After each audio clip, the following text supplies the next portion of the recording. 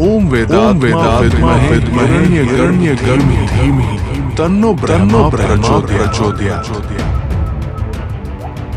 घाटी में धुंध छाई थी। हर दिशा में एक ही स्वर गूंजता, ओम वेदात्मा विद्महे हिरण्यगर्भ धीमहि तन्नो। ये कोई सामान्य जप नहीं था। ये किसी अधूरे रहस्य का दरवाजा था, जिसे सालों से कोई खोलने की कोशिश कर रहा था। और वो कोई और नहीं, हिरण्यकशिपु था, एक असुर जिसकी तपस्या अब ब्रह्मांड के नियमों को चुनौती देने लगी थी। देवताओं के लोक में कुछ बदलने लगा था। इंद्र को स्वप्न में दिखा एक अंधेरा जो स्वर्ग को निगल रहा था। वे सभी भागे भागे ब्रह्मलोक पहुंचे, जहां समय भी डरता था रुकने से। पितामह, अगर आपने हिरण्यकशिपु को रोका नहीं तो वो सब खत्म कर देगा। देवता कांपते स्वर में बोले। ब्रह्मा शांत थे, लेकिन उनकी आंखों में एक झलक थी, जैसे वो कुछ जानते थे जो और कोई नहीं जानता।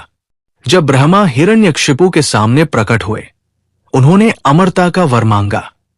ब्रह्मा ने इनकार किया, लेकिन हिरण्यकशिपु मुस्कुराया। मैं जानता था यही होगा, इसलिए मैंने रास्ता चुना है जो प्रकृति के नियमों के बीच की दरार से निकलता है।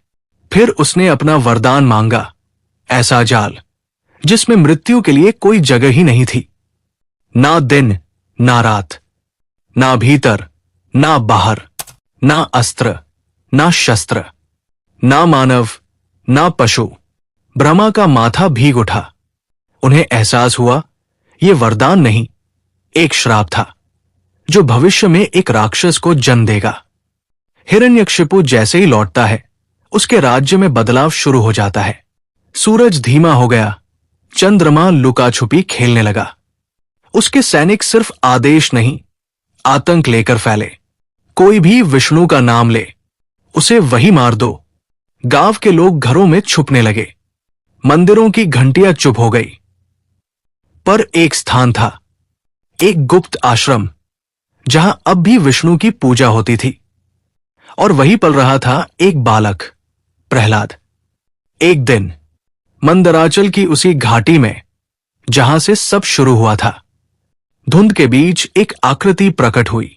न आदमी न जानवर। उसकी आंखें अंगार थी और उसके नाखून जैसे किसी युग के अंत की दस्तक हो। वो आ रहा है, क्योंकि कोई भी जाल मृत्यु को अधिक समय तक नहीं रोक सकता।